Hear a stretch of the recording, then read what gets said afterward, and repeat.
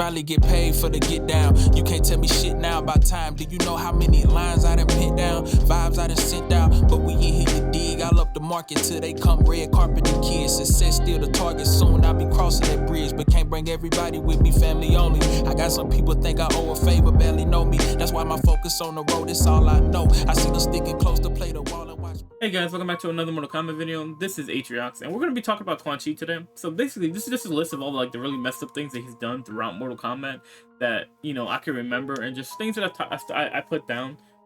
So this list is about 11 of them, and basically what he's done throughout Mortal Kombat, and like why I think he's the most manipulative, successful evil villain out of everybody, because like his things were on a smaller scale, but they had a bigger impact down the line in terms of the Mortal Kombat games, right?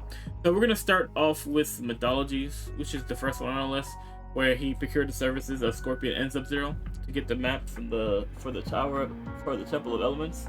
And basically, when Sub-Zero returns with the map after he informs the Lin Kuei that he killed Scorpion, and Quan Chi said that he needed to help. He wanted to make sure that he got the map, so he procured the services of both of them.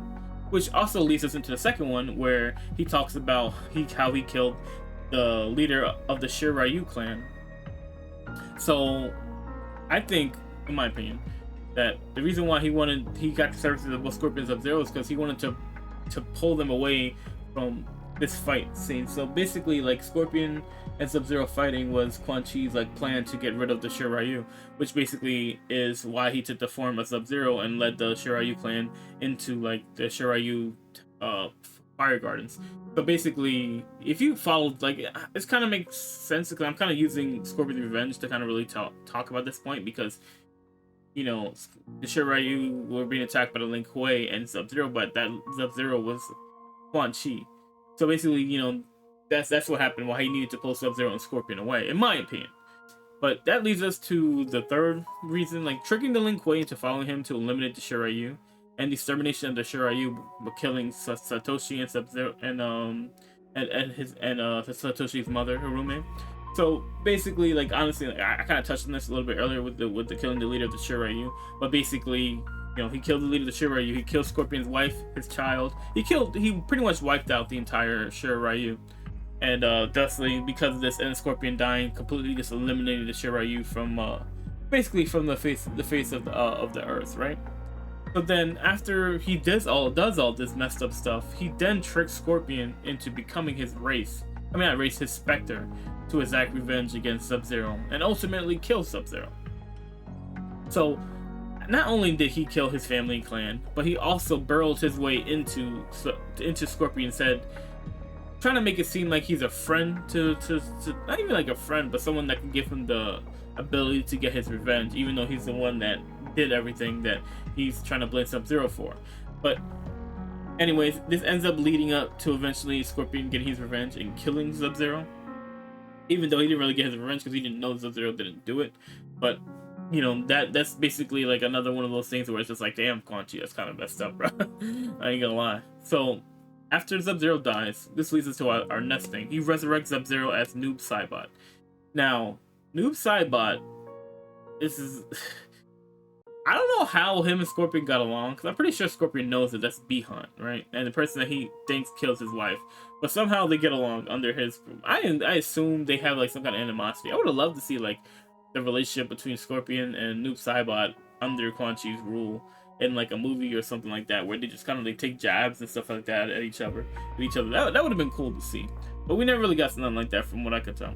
So then the next thing is in Scorpion's Mortal Kombat 4 ending, it is canonical because it leads to him chasing Quan Chi through the Netherrealm until he escapes to find the Dragon Army. Now, mind you, Scorpion's ending basically talks about Sub-Zero says, okay, the Lin Kuei might be as responsible for your murder, but your family's true killer is still out there. And then you find out that Quan Chi is the one that killed him. Quan Chi's like, I am the one you seek. In order to defeat my nemesis Sub-Zero, I needed the power of a Spectre. You've done my job well. So then he tries to teleport him back to, you know, another realm, but Scorpion runs up and pretty much gets Quan Chi to get teleported too. So now they're both in another realm, but this time Scorpion's hunting Quan Chi, right? So this kind of leads us into Mortal Kombat Deadly Alliance, where in a way, it's kind of Scorpion's fault that he found the dragon arm, because while Quan Chi was running away to try and get away from Scorpion, he actually had his Oni brethren, which was basically Moloch and Ramen, trying to keep him off. But you know, it's Scorpion, so Scorpion's still chasing him down. He eventually escapes from the Nether Realm. Somehow he finds a way while he's running away from Scorpion. And then he finds the Dragon Army, which leads us to Mortal Kombat Deadly Alliance, right? So this is number 7 on the list. Quan Chi strikes an alliance with Shang Tsung, helping him kill not only Liu Kang, but Shao Kahn, or what we thought was Shao Kahn. It honestly ended up being a clone of Shao Kahn while he was healing his injuries. But anyways, there's one thing I want to talk about with this. If it wasn't for Quan's interference, Liu Kang wouldn't have lost. Like, he was straight dogging Shang Tsung. Like, it was not close. Liu Kang was whooping Shang Tsung's ass, bro. Like, he was whooping his ass, bro. And because of that skull, it gave him what he needed to defeat Quan Chi. Because, like, obviously, everyone knows Shang Tsung would have never defeated Liu Kang on his own. Like, it just doesn't happen that way. Like, he don't got the right, he don't got the right hands for it. But anyways, that brings us to our number 8 on the list, right? The forces of evil had defeated Earthrealm. This leads into Deception right now. And without the aid of Liu Kang, the Deadly Alliance had won, and only Raiden, against the wishes of the Elder Gods, stood between Earthrealm and complete annihilation. He abandoned his post as the Elder God and went to battle with the 2 sorcerers. Funny thing about that is, he was straight smoking them. He was smoking Shang Tsung and Quan Chi at the same time, bro. It was not like, it wasn't close, bro. But due to plot, they had to, like, make him lose, which I thought was stupid because he was straight just whooping on him. And especially this being Earthrealm, Raiden's at his strongest, like, so I don't really get how in any way he lost to Sorcerer, but that's just me. But anyways, it wasn't really close, bro. That's my point.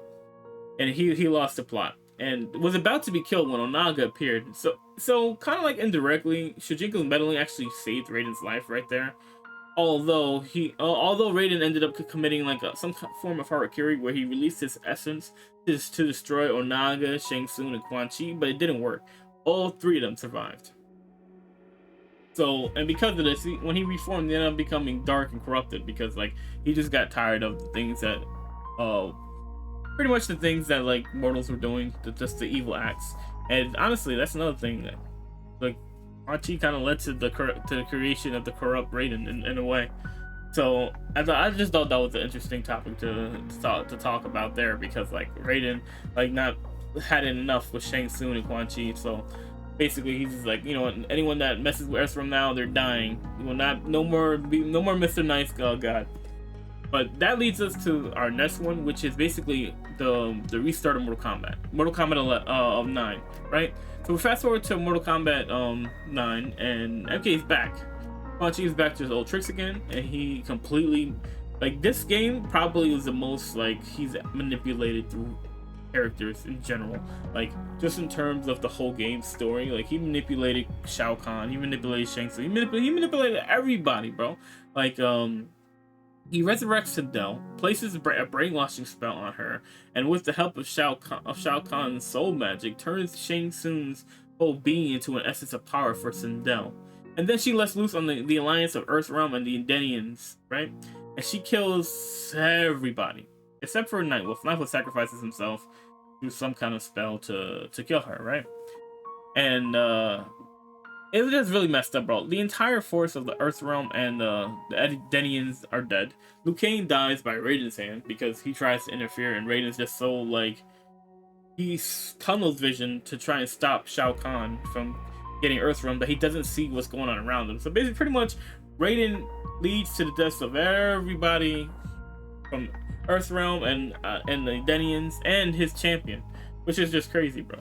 Like, it was really messed up. Trying to stop Armageddon just led him to lose so many allies and so many champions. Like, the only champions he had left was Sonya and Johnny Cage, which is kind of insane when you think about it.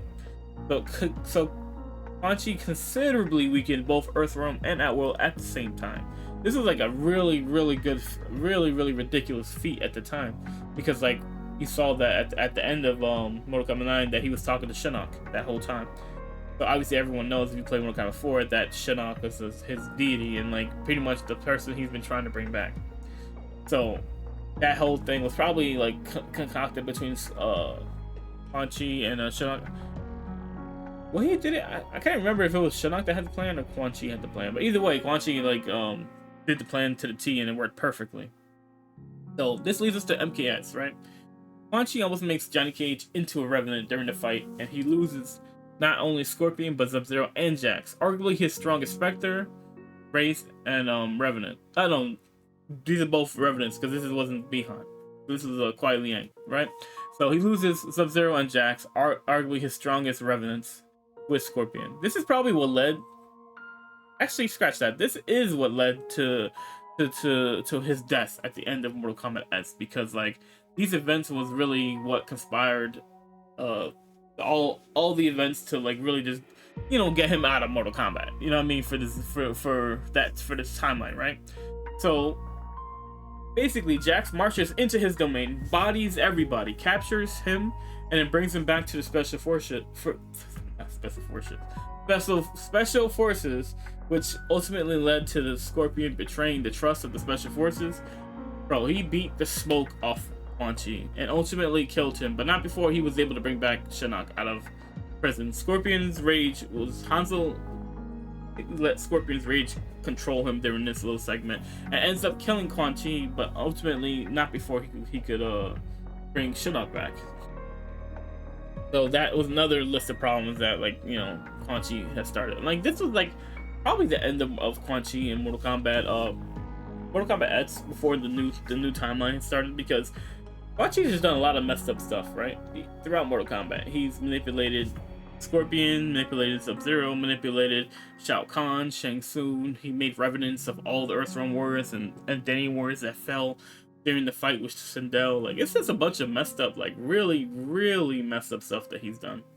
And then we move on to the new era. Like, while Quan Chi is not the mastermind he's always been, he does create Ermac in this timeline. And there is a version of Quan Chi that is a Titan, but it's a little odd considering he died in MKX. So maybe when Chronica brought back the Warriors, she brought back Quan Chi as well. That could explain why he's there. And that's the only way I could think of, like, a reason why he was brought back. I'm gonna be honest, like, Quan Chi, like, has done some really, really messed up stuff throughout Mortal Kombat, and he's responsible for a lot of things that, like, happened that really sparked problems from both Earthrealm and Outworld by his meddling. So these are just like a list of things I wanted to talk about when it just in terms of like Chronica and and Quan Chi, sorry. I was looking at this list for a second, but yeah, this is a list of things that like he's done that really just like created chaos from both you know, Outworld and Earthrealm. And it was I thought this was just a fun video to just really talk about that part. But anyways, guys, I'm out of here. I hope you guys enjoyed this video, and let me know what you guys think about Quan Chi, or who is your favorite villain in Mortal Kombat.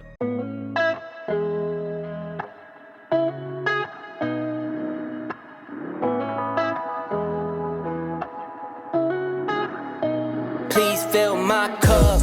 Am I really asking for much? It's been a long week, I'm looking for fun. Please fill my cup. Find me under the sun. SOS, I'm just looking for a good time. Whoa.